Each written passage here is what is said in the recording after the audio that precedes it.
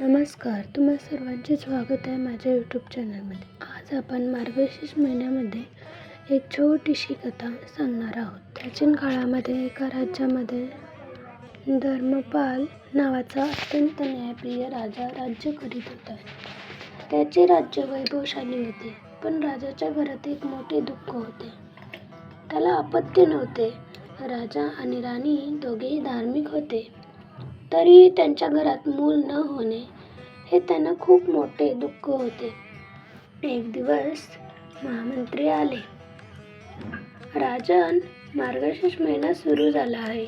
हा महिना श्री विष्णू आणि लक्ष्मी देवीचा अत्यंत प्रिय.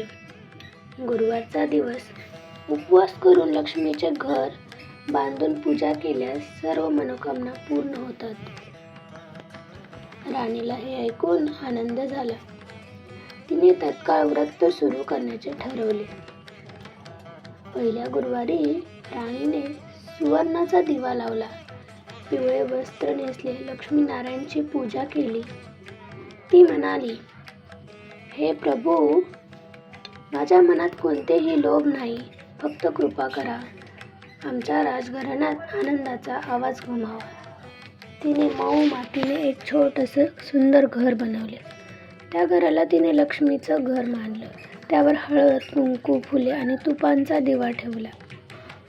पूजेनंतर तिला अपार शांतता लाभली. दुसऱ्या गुरुवारी राणी नदीकाठी पूजा साहित्य आणण्यासाठी गेली. मार्गात तिला पिवळे वस्त्र परिधान केलेला एक तेजस्वी ब्राह्मण दिसला. चेहऱ्यावर दिव्य तेज, डोळ्यात करुणा. तो काही साधा मनुष्य नव्हता, पण राणीला ठाऊक नव्हते. ब्राह्मण म्हणाला, मागे तू जे व्रत करत आहेस ते अतिशय शुभ. या व्रताने लक्ष्मी अत्यंत प्रसन्न होते आणि घरातील दारिद्र्य, दुःख, काल दूर होतात. राणीने विनम्रपणे विचारले, माझे व्रत योग्य आहे ना? ब्राह्मण म्हणाला, हो माते, पूजा मनापासून असली की देव स्वतः तुमच्या घरात येतात. ब्राह्मणाने तिला एक पिवळा फूल देत म्हटले, हे फूल आज तुझ्या देवाऱ्यात अर्पण कर. तुझे आयुष्य पालटत आहे. राणीने घरात येऊन भक्तिपूर्वक ते फूल अर्पण केले. तिसऱ्या गुरुवारी राजवाड्यात अचानक बदल जाणवू लागले. दासीच्या घरात भांडणं थांबली. सेवकांमध्ये शांती पसरली. राजाच्या मनातही शांतता आली आणि राजवाड्यात एक नवीन तेज निर्माण झाले. राणीच्या भक्तीने पूर्ण राजवाडाच बदलू लागला. राजा राणी स्वप्नात पाहते, लक्ष्मी देवी तिच्या समोर उभे आहेत. त्या म्हणतात, माते, मला तुझी एकनिष्ठ भक्ती आणि अतिशय प्रिय आहे. तू जे लक्ष्मीचे घर बनवतेस ते मला सर्वात प्रिय. लवकरच तुझ्या घरात राणीने मोठ्या भक्तीने पूजा केली. तिने सुवर्णाचे दान येऊ लागले, त्यांची मदत केली आणि अनेक गरिबांना अन्नदान केले. त्या रात्री राजाला स्वप्न पडले. लक्ष्मी माता आणि विष्णू भगवान राजवाड्यात प्रवेश करत आहेत. ते म्हणतात, धर्मपाल, तुमच्या घरी सुख येत आहे.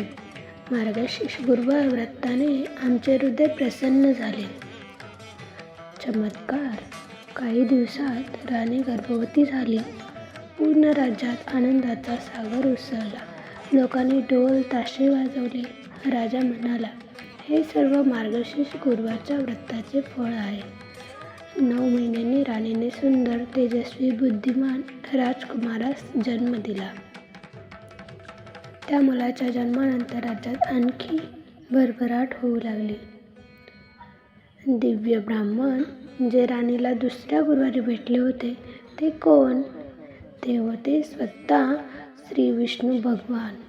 ते म्हणाले, जिथे मार्गशीर्ष गुरुवार व्रत मनापासून केले जाते तिथे लक्ष्मी कधीही घर सोडून जात नाही. या व्रताचे फल, लक्ष्मी स्थिर स्थान राहते, कुटुंबातील भांडणे दूर होतात, दारिद्र्य नष्ट होते, नोकरी व्यवसायात प्रगती होते, मुलांची बुद्धी वाढते, देवकृपा सतत आपल्या प्राप्त होत असते.